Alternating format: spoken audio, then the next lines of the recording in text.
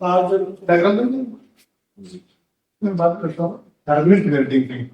Thermite welding actually बहुत popular welding और modern welding है, और इसका इस्तेमाल हम लोग करते हैं रेलवे पटरियों को जोड़ने में। जैसे दो रेल है, रेल है, उनको अगर आपस में जोड़ना, या कहीं किसी रेल ट्रैक पे ब्रेकेज हो जाता है, या कुछ वहां पर अगर टूट काट जाती है तो उनको जोड़ने के लिए थर्मिट वेल्डिंग का इस्तेमाल करते हैं।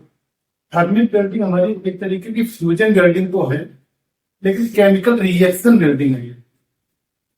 बाद में बना तो समझ लो केमिकल रिएक्शन वेल्डिंग है। अगर आपको याद हो स्टार्टिंग में क्लासिफिकेशन हम लोगों ने केमिकल रिएक्शन वेल्डिंग की बात की थी, तो मैंने बोला था थर्मिट वेल्डिंग होगी जो रेलवे की पटरियों को जोड़ने में काम आएगी। ठीक है, आज हम उसकी बात करते हैं। केमिकल रिएक्शन होगा कैसे? यहाँ पर दो अलग अलग केमिकल, जैसे कि अभी आप एक टिपिकल डायग्राम में देख रहे हैं, एक ऊपर हॉपर बना हुआ है, ये एक्चुअली में हॉपर नहीं है, क्रूसिबल है। क्रूसिबल मतलब एक भट्ठी होती है। ठीक है, यहाँ पर किसी भी चीज को गर्म कराया जाता है तो टेम्परेचर एक बहुत ज्यादा जनरेट होता है बर्निंग के समय। तो उस टेम्परेचर से ऐसा ना हो कि भट्ठी की दीवारें या इसका अपना जो शेप है वो मेल्ट हो जाए। इस वजह से जो भट्ठी है या क्रूसिबल है, इसका जो मटेरियल होगा वो कौन सा होगा? Refractory material. और रिफ्रैक्टरी मटेरियल की प्रॉपर्टी स्टार्टिंग में मैंने बता दी थी। रिफ्रैक्टरी कौन सी प्रॉपर्टी होती है? जो बहुत एलिवेटेड टेम्परेचर या हाई टेम्परेचर पर भी अपनी शेप एंड साइज को मेंटेन कर पाए, ठीक है, या बियर कर पाए, तो उसको बोलते हैं रिफ्रैक्टरी मटेरियल। तो यहाँ पर रिफ्रैक्टरी मटेरियल का एक हॉपर बनाया जाता है, भट्ठी बनाई जाती है। इस भट्ठी में हम करते क्या है? एल्यूमिनियम ऑक्साइड और आयरन ऑक्साइड के पाउडर, ठीक है, आयरन ऑक्साइड और एल्यूमिनियम ऑक्साइड बहुत पाउडर फॉर्म में होता है, ग्रेनुलर फॉर्म में होते हैं। इनको हम मिक्स करके इस भट्ठी के अंदर डालते हैं और एक हीट यहाँ पे प्रोवाइड करते हैं। जब हम हीट प्रोवाइड करेंगे तो क्या होगा? इनके बीच में केमिकल रिएक्शन होगा, ठीक है, केमिकल रिएक्शन होगा। और इस केमिकल रिएक्शन को फास्ट बनाने के लिए एक आपका होता है बेरियम पेरोक्साइड। एक मटेरियल मिलाया जाता है बेरियम,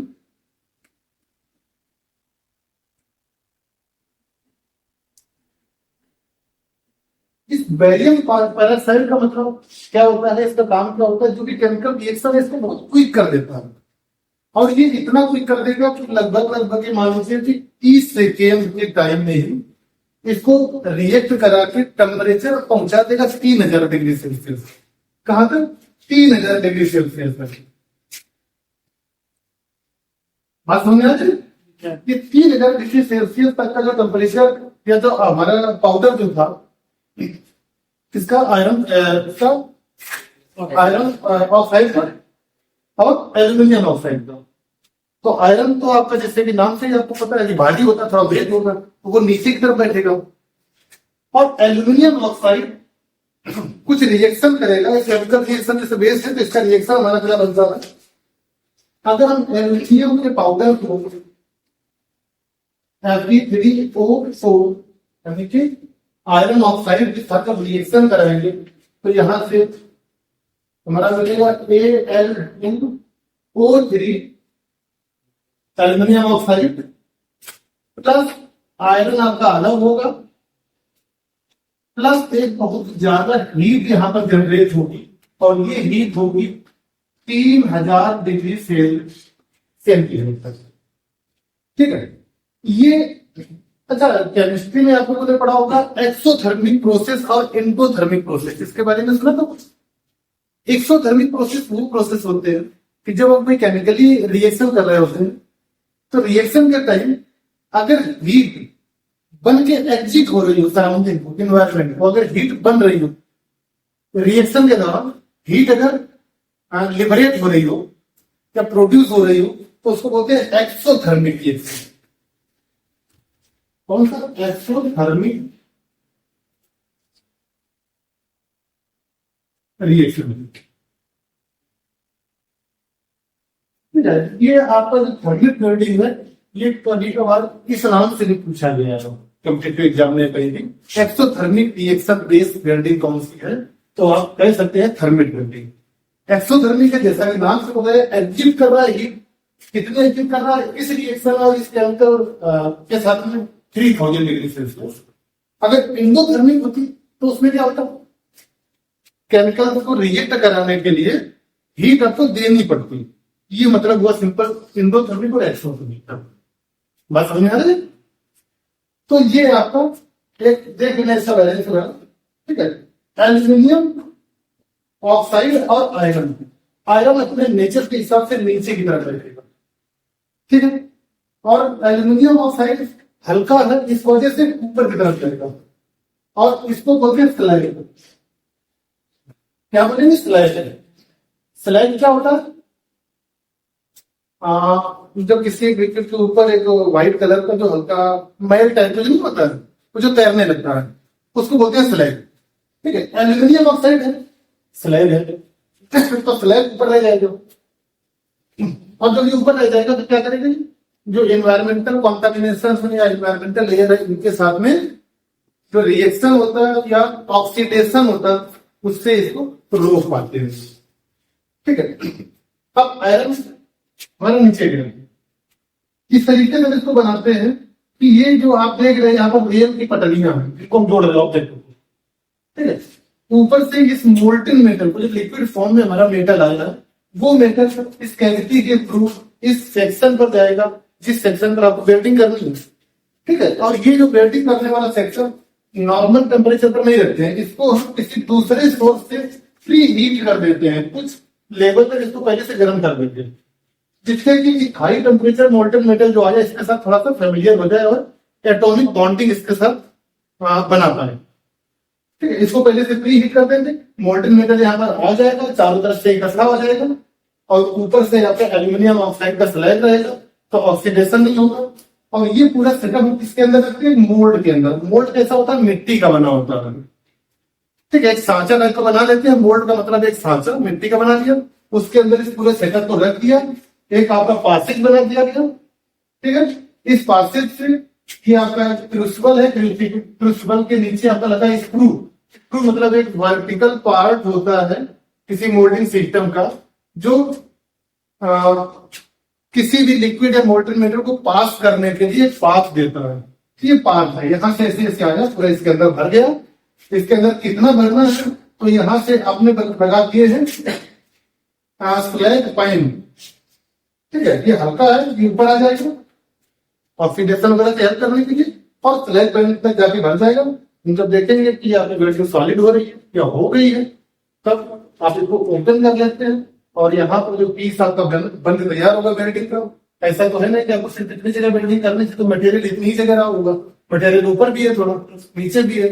फिर अलग अलग तरीके के प्रोसेस से सिर्फ मशीनिंग करके रिमूव कर लेते हैं, और जहां पर आपको वेल्डिंग करनी होती है, दो दरार के बीच में ये आपका मटेरियल भर चुका होता है और वेल्डिंग इस तरीके से हो जाती है, ठीक है। तो यहाँ पर हम लोगों ने कुछ चीजें मेंशन की, क्या देखी? एक तो केमिकल रिएक्शन वेल्डिंग है, दूसरा आप इस वेल्डिंग प्रोसेस में देख रहे हैं कि कोई भी बाहर से पावर सोर्स की जरूरत नहीं पड़ी लेने की। रेलवे ट्रैक पर आपको देखा होगा, एक बक्सा टाइप का लेके जाते हैं, वहां कोई तार या बिजली का सेटअप लेके नहीं जाते, ठीक है। वहीं पर जाके वेल्डिंग करते हैं।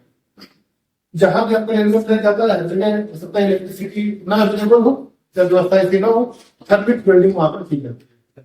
तो आपने यहाँ पर क्या देखा कि यहाँ पर आपका no need of power source, ठीक है।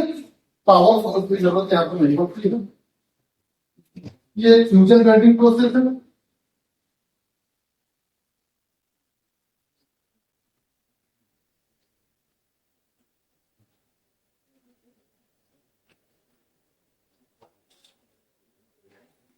फ्यूजन वेल्डिंग प्रोसेस है, एप्लीकेशन है इसका रेल्स को जोड़ने में, मोटे पाइप्स को जोड़ने में, ठीक है। मोटे मोटे केबल्स को जोड़ने में, कॉपर वर्क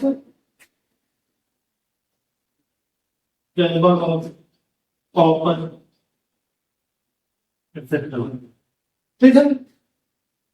अब एक चीज आपकी अगर हम इसकी बात कर लेते हैं, एल्यूमिनियम का पाउडर और आयरन ऑक्साइड का पाउडर कितना कितना मात्रा में रखा जाता है वेल्डिंग। एक चीज अभी प्रोसेस में हम लोगों ने देखी कि जो आयरन है, मेन तो वेल्डिंग करने के लिए आयरन का इस्तेमाल हम लोग कर रहे हैं। एल्यूमिनियम ऑक्साइड जो है हल्का है, सिर्फ इसको प्रोटेक्ट कर रहा है एनवायरमेंटल कॉन्टामिनेशन से, है ना।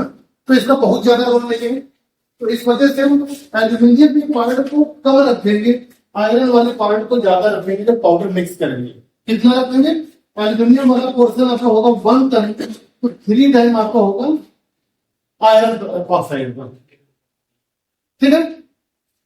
अब यहाँ पर क्वेश्चन आपके बनते हैं, कितना टेम्परेचर जनरेट होता है या प्रोड्यूस होता है? याद रखिए लगभग 3000। ठीक है।